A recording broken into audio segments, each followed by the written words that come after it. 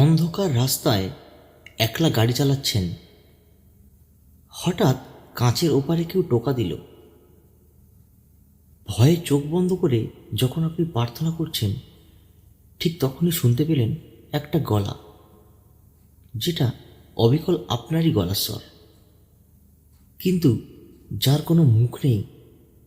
সে কিভাবে কথা বলছে আপনার ভাষায়? জয়পুর জঙ্গলের সেই অভিশপ্ত রাতে রজতের সাথে ঠিক কী ঘটেছিল? কেন এক রাতে তার মাথার চুল সাদা হয়ে গেল? শুনুন আজকের রোমহর্ষক কাহিনী, মিমিক। শ্যাডো, ভয়ের আর এক নাম। হ্যালো বন্ধুরা, আমি অভি আছি তোমাদের সাথে। চলে এসেছি একটি নতুন গল্প নিয়ে। আশা করি তোমরা সবাই খুব ভালো আছো। গল্প যদি ভালো লাগে তাহলে একটা লাইক ও কমেন্ট করতে ভুলো না, আর অবশ্যই চ্যানেলটা সাবস্ক্রাইব করে দিও।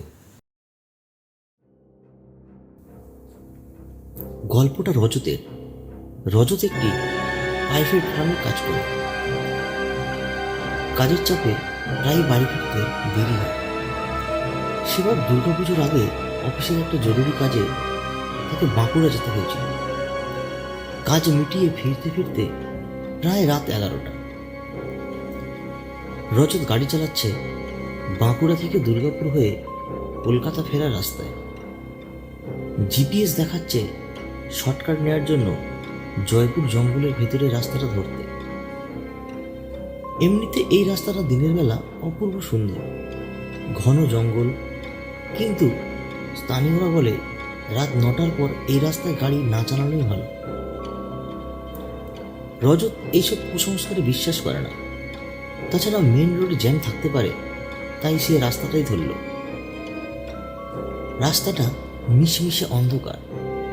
গাড়ির হেডলাইটের আলো যেন শুষে নিচ্ছে দুপাশের ঘন গাছপালা। অমাবস্যার রাত, চাঁদের আলো তো নেই, এমনকি আকাশের তারাও গাছের ছাউনির জন্য দেখা যায় না। শুধু ইঞ্জিনের একটানা শব্দ আর টায়ারের নিচে শুকনো পাতার আওয়াজ।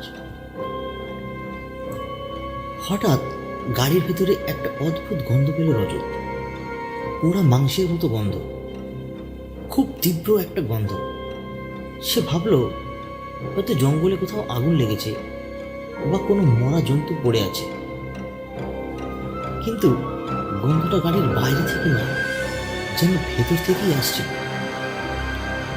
সে এসি বন্ধ করে জানালাটা সামান্য নামাল। বাইরে ঠান্ডা বাতাস ঢুকল, কিন্তু সেই পচা গন্ধটা গেল না। ঠিক তখনই ঘটনাটা ঘটল। রাস্তার মাঝখানে হেডলাইটের আলোয় ঠিক শেষ প্রান্তে কিছু একটা দাঁড়িয়ে আছে। রজত ব্রেক করল, গাড়িটা একটু স্কিড করে দাঁড়িয়ে গেল। জিনিসটা নড়ছে না, এটা একটা মানুষ বা মানুষের মতো দেখতে কিছু একটা।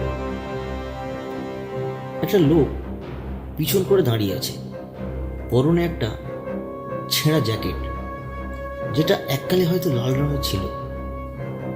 লোকটা দাঁড়ানোর ভঙ্গিটা খুব অস্বাভাবিক, মেরুদণ্ডটা যেন একটু বেশি বাঁকানো। হাত দুটো শরীরের দুপাশে এমনভাবে ঝুলছে যেন তাতে কোনো হাড় নেই। রজত হর্ন বাজালো, লোকটা নড়ল না।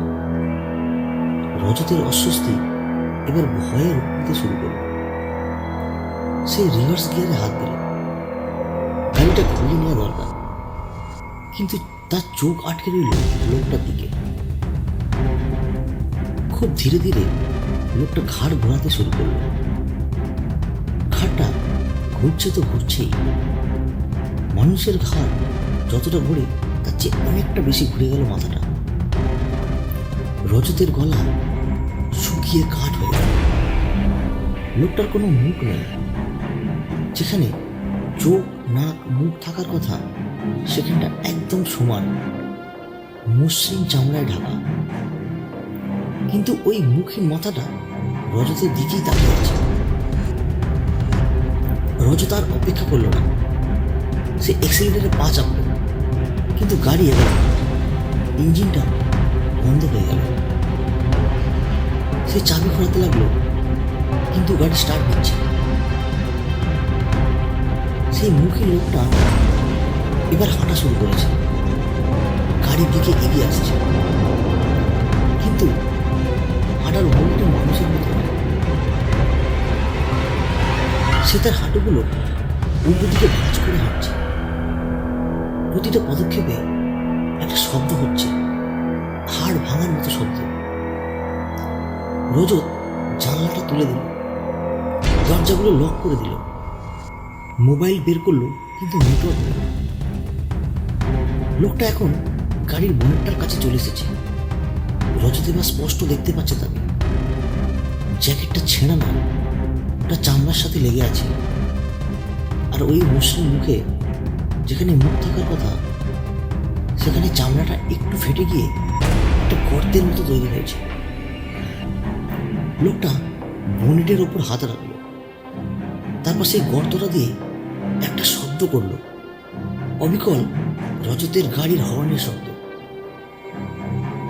রজতের সারা শরীর কাঁপছে। এটা কি জিনিস? জিনিসটা এবার ড্রাইভিং সিটের জানলার পাশে এসে দাঁড়ালো। কাঁচের ওপারে ওই বিভীষিকা। রজত চোখ বন্ধ করে ফেলল। সে বিড়বিড় করে যা মনে আসছে তাই জপ করতে লাগলো। জিনিসটা জানলায় টোকা দিচ্ছে। রজত চোখ খুলল, তারপর সে একটা গলা শুনতে পেল, খুব পরিচিত গলা। এটা রজতের নিজের গলা, অবিকল তার নিজের গলার সুর।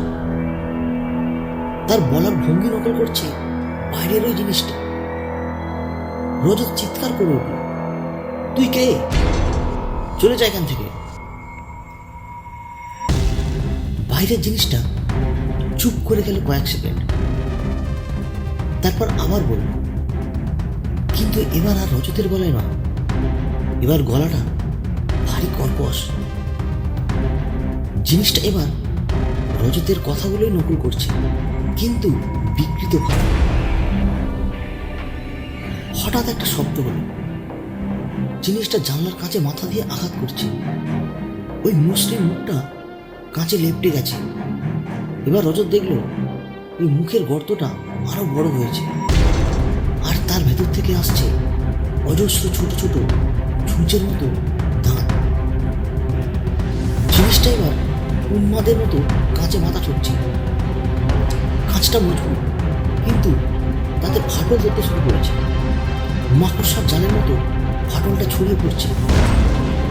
রজত বুঝতে পারল কাঁচ ভেঙে গেলে তার আর বাঁচার কোনো উপায় নেই। সে শেষবারের মতো চাবিটা ঘোরালো, ইঞ্জিন স্টার্ট হলো। রজত গিয়ার দিয়ে এক্সিলারেটরে পুরো চাপ দিল। গাড়িটা ছিটকে বেরিয়ে গেল, কিন্তু জিনিসটা গাড়ির হ্যান্ডেল ধরে ঝুলে পড়েছিল। রজত জানতো না সে কি করবে। সে স্টিয়ারিং ডায়ে বাঁয়ে ঘোরাতে লাগলো, যাতে জিনিসটা ছিটকে পড়ে যায়। গাড়ি তখন ঘন্টায় 80 কিমি বেগে ছুটছে। জিনিসটা জানলার কাঁচটা কামড়ে ধরেছে ওই সূচের মতো দাঁত দিয়ে। রজত দেখলো সামনে একটা বড় বাঁক। সে ব্রেক না কষেই বাঁকটা নিল। প্রচন্ড একটা ঝাঁকুনি, আর তার সাথে একটা অমানবিক চিৎকার, যেন হাজারটা শিয়াল একসাথে ডেকে উঠল। জিনিসটা ছিটকে রাস্তার পাশে শাল গাছের গুঁড়িতে গিয়ে আছড়ে পড়ল। রজত আর পিছনে তাকালো না। সে শুধু গাড়ি ছোটালো, যতক্ষণ না জঙ্গলের রাস্তা শেষ হয়ে হাইওয়ের আলো দেখা গেল, ততক্ষণ সে নিঃশ্বাস নিতেও ভুলে গিয়েছিল। রজত সেই রাতে বাড়ি ফেরেনি। সে সোজা একটা পেট্রোল পাম্পে গিয়ে গাড়ি থামায়, যেখানে অনেক ট্রাক ড্রাইভার ছিল। সে সেখানেই গাড়ির মধ্যে বসে রাত কাটিয়েছে। পরদিন সকালে সে যখন বাড়ি ফিরল, তার স্ত্রী তাকে দেখে আঁতকে উঠল। এক রাতে রজতের মাথার সামনের দিকের চুলগুলো সব পেকে সাদা হয়ে গেছে। রজত পুলিশকে কিচ্ছু বলেনি, কেউ বিশ্বাস করবে না। সে শুধু তার গাড়িটা বিক্রি করে দিয়েছে, কারণ সেই রাতে ওই জিনিসটা যখন জানলার কাছে কামড় বসেছিল, তখন তার একটা দাঁত ভেঙে কাঁচের ফাটলের মধ্যে আটকে ছিল। গাড়িটা ধোয়ার সময় রজত ওরা দেখেছিল মানুষের দাঁত নয়, ওটা ছিল কালো রঙের, আর তার গায়ে অদ্ভুত সব আঁকিবুকি কাটা, যেন কোনো প্রাচীন ভাষায় কিছু লেখা রয়েছে। রজত এখন আর রাতে গাড়ি চালায় না, এমনকি দিনের বেলাতেও সে আর কোনোদিন জঙ্গলের রাস্তা ধরে না। কিন্তু মাঝে মাঝে সে যখন খুব গভীর ঘুমে থাকে, তার স্ত্রী শুনতে পায় রজত ঘুমের মধ্যে গভীর হচ্ছে। রজত নিজের গলায় কথা বলছে না, সে কথা বলছে সেই কর্কশ গলায়। আজকের গল্প কেমন লাগলো কমেন্ট করে জানাতে ভুলো না। তোমাদের কাছেও যদি কোনো ঘটনা থাকে লিঙ্কে দেওয়া ফেসবুকে মেসেজ করে পাঠাও। তাহলে কথা হচ্ছে পরের এপিসোডে। আর অবশ্যই চ্যানেলটা সাবস্ক্রাইব করতে কিন্তু ভুলো না।